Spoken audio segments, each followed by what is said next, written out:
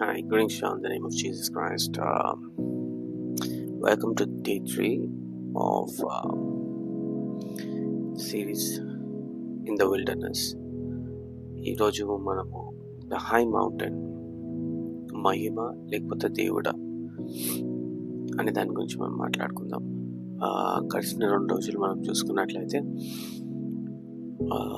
ఆకలి యొక్క టెంప్టేషన్ ద్వారా మరియు ఆలయం యొక్క శోధన ద్వారా సాతానుడు ప్రభువైన యేసుక్రీస్తు వారిని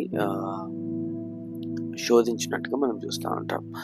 ఈరోజు 3వ విషయంపై మనం చూసుకున్నట్లయితే సాతానుడు జీసస్ని ఒక ఎత్తైన కొండ మీదకి తీసుకెళ్తాడు. ఎత్తైన కొండ మీదకి తీసుకెళ్ళి అక్కడి నుంచి ప్రభువైన యేసుక్రీస్తు వారికి ఆ రాజ్యాలన్నీ చూపిస్తూ ఉంటాడు. ఇక్కడ నుంచి కనిపించే రాజ్యాలన్నీ ఉన్నాయి కదా, ఈ రాజ్యాలన్నీ నీకు ఇచ్చేస్తాను, ఒక్క పని చేస్తే చాలు. ఇది కేవలం యేసు ప్రభు గురించి మాత్రమే కాదు, కానీ మన జీవితాల్లో కూడా సర్వసాధారణంగా జరిగేది ఏంటంటే ప్రభావితం అయిపోతాం ఇలాంటి విషయాలకి. అంటే కొంచెం డబ్బు వస్తుందనో, కొంచెం పలుకుబడి వస్తుందనో, కొంచెం ఫేమస్ అయిపోతామేమో అని ఇలాంటి విషయాల్లో చాలా జాగ్రత్తగా ఉండాలి. ఇక్కడే దేవుడు సాతాను చేత శోధించబడ్డాడు, మనకు కూడా. ఎందుకంటే ఈ లోకంలో జీవిస్తున్నప్పుడు ఒకవేళ ఆలోచిస్తే ఎవరైనా మీతో ఈ విధంగా చెప్తున్నారనుకోండి, ఏమండి మీకు చాలా డబ్బులు వస్తాయి, చాలా డబ్బులు మీకు అందుతాయి, మీకు ఎక్కువ ఫేమ్ వస్తుంది, మీరు కెమెరా ముందు ఎక్కువగా అనిపిస్తారు, లేకపోతే ఒక సెలబ్రిటీ అయిపోతారు, కానీ ఒక చిన్న కాంప్రమైజ్ అవ్వాలి, ఒక చిన్న పని మీరు చేసి పెట్టాలి అని ఎవరైనా అంటున్నారా మీ జీవితంలో? లేకపోతే అలాంటిది అంటే మీరు ఫేమస్ అవ్వడానికి, లేకపోతే మీరు గుర్తింపు తెచ్చుకోవడానికి ఈ లోకంలో చాలాసార్లు కొన్ని పనులు చేయాల్సి వస్తుంది. ఆ పనులు దేవునికి విరుద్ధంగా ఉన్నాయా, దేవునికి అలైన్ అయి ఉన్నాయా అనేది చాలా ప్రాముఖ్యం. ఎందుకంటే ఇది మరీ ప్రాముఖ్యంగా సంఘ పెద్దలకు, లేకపోతే మినిస్ట్రీ చేస్తున్న వారికి చాలా ప్రాముఖ్యంగా ఇది వాళ్ళకి వర్తిస్తున్నట్టుగా మనం చూస్తూ ఉంటాం. అదే ఇక్కడ మత్తయి సువార్త 4వ అధ్యాయం 8 నుండి 9 వచనాల్లో సాతాను చెప్తా ఉన్నాడు. అక్కడ ఏం చెప్తా ఉన్నాడంటే, మత్తయి సువార్త 4వ అధ్యాయం 8, 9 వచనాలు ఒక్కసారి మనం జ్ఞాపకం చేసుకుంటే, వాడు మళ్ళీ ప్రభువైన యేసుక్రీస్తు వారిని అక్కడి నుంచి తీసుకెళ్ళి ఆ ఎత్తైన కొండ మీదకి తీసుకెళ్తా ఉంటాడు. ఈ రాజ్యాలన్నీ ఉన్నాయి కదా, ఈ రాజ్యాలన్నీ నీకు ఇచ్చేస్తాను, సాగిలపడి నాకు నమస్కరించి నాకు మొక్కుతాయి అని అక్కడ చెప్తున్నట్టుగా మనం చూస్తూ ఉంటాం. అంటే ప్రభువైన యేసుక్రీస్తు ప్రభువారు ఎవరు అనేది సాతానికి తెలీదా? ఆయన నిజమైన తండ్రి కుమారుడు అని సాతానికి తెలీదా? తెలుసు. కానీ అయినప్పటికీ అక్కడ శోధన తీసుకొచ్చేవాడిగా ఉన్నట్టుగా మనం చూస్తూ ఉన్నాం.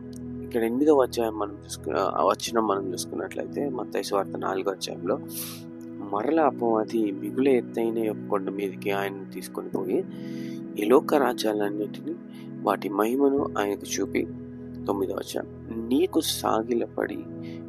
నీవు సాగిలపడి నాకు నమస్కారం చేసిన ఎడల వీటన్నిటినీ నీకు ఇచ్చేదనని ఆయనతో చెప్పగా. ఇది ఎంత విచిత్రంగా ఉంది కదా ఆలోచిస్తే. ఇక్కడ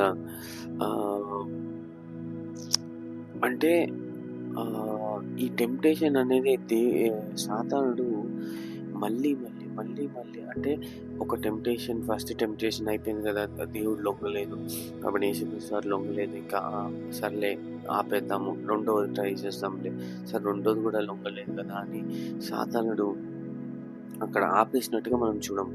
ఇక్కడ పర్సిస్టెంట్గా ఒకదాని వెనుక ఒకటి, ఒకదాని తర్వాత ఒకటి వాడు శోధన ప్రభువైన యేసుక్రీస్తు వారికి తీసుకొస్తున్నట్టుగా మనం చూస్తూ ఉన్నాం. ఇక్కడ అది ఏం రాయబడి ఉన్నదంటే, it is return that he comes back again. ఇక్కడ మరలా అపవాది వస్తున్నాడు, మళ్ళీ వస్తాడు, శోధన తీసుకొని మళ్ళీ నీ దగ్గరికి వస్తున్నట్టుగా. వాడు అపవాది అనేవాడు, వాడు ఎప్పుడు కూడా విడిచిపెట్టేవాడు కాదు. నువ్వు బ్రతికున్నంత కాలము నీకు శోధన తీసుకొస్తూనే ఉంటాడు. ఇంకోటి ఏంటంటే, ఇక్కడ ఎత్తైన కొండ మీదికి అనేది మనం తీసుకున్నట్లయితే అది చాలా ఎత్తైన ప్రదేశంలో, అంటే ఒక ఉన్నతమైన స్థలం అది తీసుకెళ్ళినట్టుగా మనం చూస్తాము. అక్కడ కంటికి అక్కడ నుంచి చాలా రమ్యంగా కనిపించేది, చాలా అందంగా కనిపించే ఈ లోకాన్ని చూపిస్తున్నట్టుగా మనం చూస్తూ ఉంటాం. అంటే ఒక మానవుడు నార్మల్గా సాధారణంగా చూసేదానికంటే ఒక కొండ మీదకి వెళ్ళి ఆ దృష్టి అనేది చాలా అద్భుతంగా ఉంటుంది. అలాంటి ప్రదేశాలకి సాధారణుడు మన స్పిరిచువల్ లైఫ్లో తీసుకెళ్ళి అక్కడి నుంచి శోధించడానికి వాడు ట్రై చేస్తూ ఉంటాడు. ఇక్కడ కింగ్డమ్స్ అంటే రాజ్యాలు, అంటే ఈ పొలిటికల్ పవర్స్ పేరు మీద, ఇంకా ఈ మానవులను ఏలే ఒక శక్తి, ఒక బలము గురించి, ఫేమ్ గురించి, ఆస్తులు, డబ్బులు, సంపాదన, ధనము, ఐశ్వర్యం, ఇట్లాంటివన్నిటి గురించి ప్రభువైన యేసుక్రీస్తు వారిని సాతానుడు శోధిస్తున్నట్టుగా ఉంటాడు. నువ్వు చిన్న పని చేస్తే చాలు, ఇవన్నీ నీకు ఇచ్చేస్తాను అని అక్కడ చేస్తున్నట్టుగా మనం చూస్తూ ఉంటాం. 9వ అధ్యాయంలో అదే మనం చూస్తూ ఉంటాం. వాడు ఏమంటున్నాడు 9వ అధ్యాయంలో, ఇవన్నిటినీ నేను మీకు ఇచ్చేస్తాను అని అక్కడ చెప్తా ఉన్నాడు. నీవు సాగిలపడి నాకు నమస్కారము చేసిన ఎడల వీటన్నిటినీ నీకిచ్చేదనని ఆయనతో చెప్పగా, లిటరల్గా సాతానుడికి ఈ లోకం మీద ప్రతి ఒక్క దాని మీద అధికారం ఉన్నది. అంటే చాలామంది ఏమనుకుంటారంటే, ప్రభువైన యేసుక్రీస్తు ప్రభువారు ఆ శిలువ మీద సాతాన్ని ఆల్రెడీ జయించేశారు కదా, ఇంకా సాతానుడికి ఎందుకు ఈ అధికారం అనేది ఉంచబడింది అనేది ఒక క్వశ్చన్ ఉంటుంది. ఇక్కడే మనం చూసుకున్నట్లయితే క్లియర్గా అర్థం చేసుకోవాలంటే, మనము మన పాపాలన్నీ కడిగి వేయబడ్డాయి కదా, మన పాపాలన్నిటికీ ప్రాయశ్చిత్తము ప్రభువైన యేసుక్రీస్తు వారు ఆ సిలువలో ఆల్రెడీ బలియాగం అర్పించారు కదా. ఇంకా ఎందుకు మనము ఆ బలియాగం పాపం చేస్తూ ఉన్నాం? ఇంకా ఎందుకు మనం ఆ పాప జీవితంలో? ఎందుకంటే ప్రభువైన యేసుక్రీస్తు ప్రభువారు మళ్ళీ తిరిగి రాని ఉన్నారు కాబట్టి, ఆ రెండవ రాకడ అది జరిగినప్పుడు అపవాదికి అనంత నాశనం, అప్పుడు అపవాదికి కంప్లీట్గా నాశనం జరిగి ఈ లోక రాజ్యాల నుండి వాడికి అధికారము తీసివేయబడుతుంది. యోహాను సువార్త 12వ అధ్యాయం 31వ వచనంలో కూడా అదే చెప్తా ఉన్నది. వాడి గురించి, he is the ruler of this world, ఈ రాజ్యాలను, ఈ లోకాన్ని ఏలే ఒక రాజుగా లేకపోతే ఒక రూలర్గా వాడిని అక్కడ చిత్రీకరించినట్టుగా మనం చూస్తూ ఉన్నాం. ఎలాంటి ఒకవేళ వారి రాజ్యం గురించి మనం చూసుకున్నట్లయితే, ప్రభువైన యేసుక్రీస్తు వారి రాజ్యం గురించి మనం రెండు కంపేర్ చేసి చూసుకుంటే, సిలువ లేని రాజ్యము, ఘనత లేని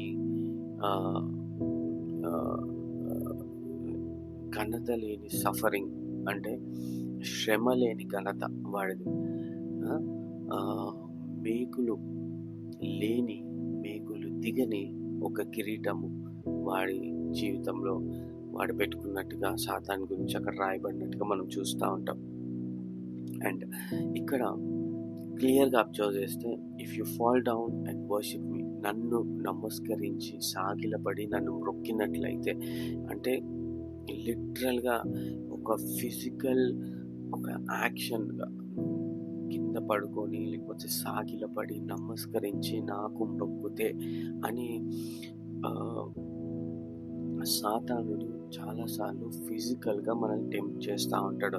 నేను నిన్ను రాజుగా చేస్తాను, ఈ సిలువ ప్రభువైన యేసుక్రీస్తు వారికి వాడు ఏం చెప్తున్నాడు, నువ్వు ఈ సిలువ ఎక్కాల్సిన అవసరం లేదు, నువ్వు ఈ బలియాగం అవ్వాల్సిన అవసరం లేదు, నువ్వు నాకు సాగిల పడితే చాలు, నీకు ఈ రాజ్యాలను ఇచ్చేస్తాను అంటున్నాడు. కానీ ఒకవేళ అదే జరుగుంటే మనకి ఈ రక్షణ వచ్చేది కాదు, మనకి ఈ నిరీక్షణ ఉండేది కాదు.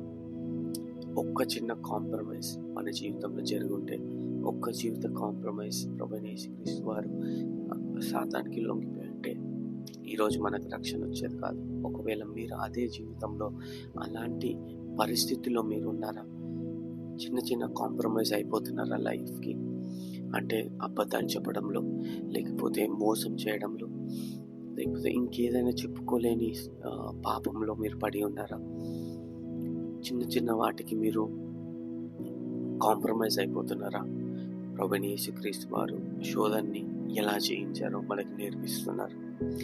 ఇక్కడ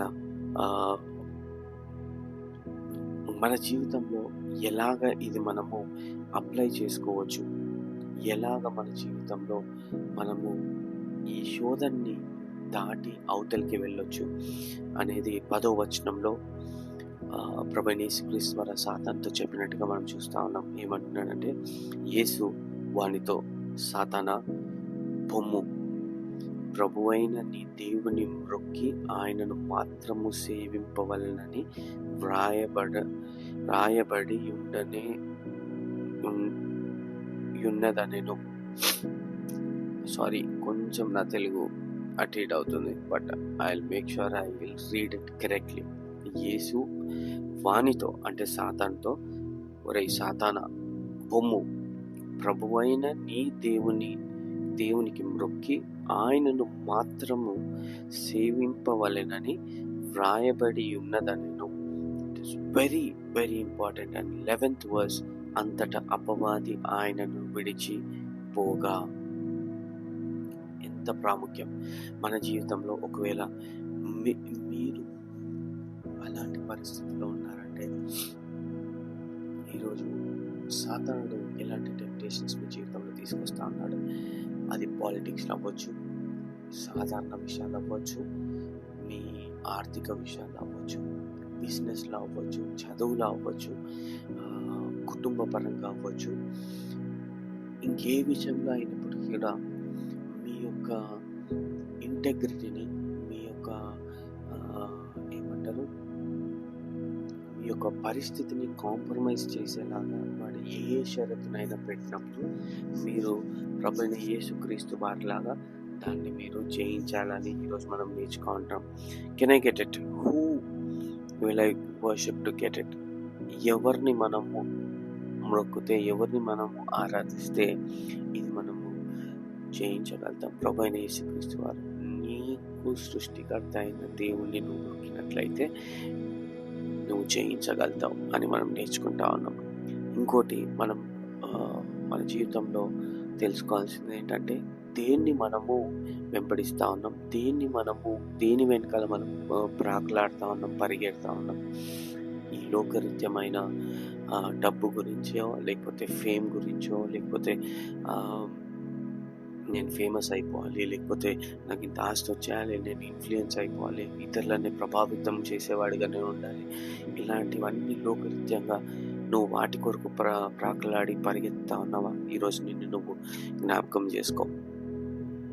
ఈరోజు నీ జీవితంలో నువ్వు వేటి గురించి అయితే ఎవ్వరికి తెలియకుండా ప్రాకులాడుతున్నావో ఈ లోకపర్యంగా దేవుని దగ్గరికి తీసుకురా. దేవా, వీటి గురించి కాకుండా పరలోక సంబంధమైన విషయాల గురించి నేను ప్రాకులాడాలి ప్రభా.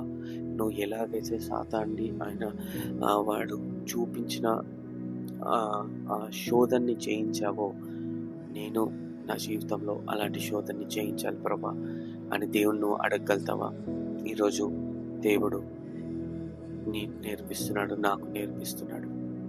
లైఫ్లో కాంప్రమైజ్ అయిపోకుండా ఉండడానికి, ప్రతి చిన్న విషయంలో కూడా మన ఇంటెగ్రిటీని కాపాడుకోవడానికి, మన మన సెల్ఫ్ని కాపాడుకోవడానికి, దేంట్లో కూడా కాంప్రమైజ్ అయిపోకుండా ప్రతి విషయంలో ఆయనకి ఘనత తెచ్చే వారంగా ఉండాలని నేను కోరుకుంటా ఉన్నాను. ఈరోజు 3వ రోజు ఈ అరణ్యములో మనము మెడిటేట్ చేస్తున్న ఈ సిరీస్లో ఈ 3వ రోజు మనం నేర్చుకుంటున్నది, దేవునికి ఘనత తెస్తున్నామా, లేకపోతే ఈ లోకపరంగా ఈ ఘనతని వెనక మనం పరిగెడుతున్నామా? మనల్ని మనం ఆలోచించుకుంటా ఉంటాం. ఒక చిన్న ప్రార్థన చేసుకొని దేవుణ్ణి అడుగుదాం. యేసయ్యా, మా జీవితాల్లో మేము ఒకవేళ ఈ లోక విషయాలపై మేము వెనక ప్రాకులాడుతూ పరిగెడుతూ ఉన్నామేమో, దయతో మమ్మల్ని క్షమించండి. మా జీవితాల్లో నిన్ను వెంబడించేలాగా, నిన్ను వెతకడానికి, నిన్ను కొలవడానికి, నిన్ను బ్రొక్కడానికి మాకు నేర్పించండి. ఏ విషయంలో మేము కాంప్రమైజ్ అవ్వకుండా నీ కృప దయచేయమని నీ హస్తాలు కప్పు నిన్న వారందరినీ నీ హస్తాలు కప్పు ఈ స్పష్టం రెడీ పెట్టుకుంటున్నాం తండ్రి. Amen. Thank you all. See you tomorrow for day 4. Stay tuned. If you have not subscribed, and if you feel like this channel is encouraging you, subscribe and share it with your friends. Thank you guys. God bless you.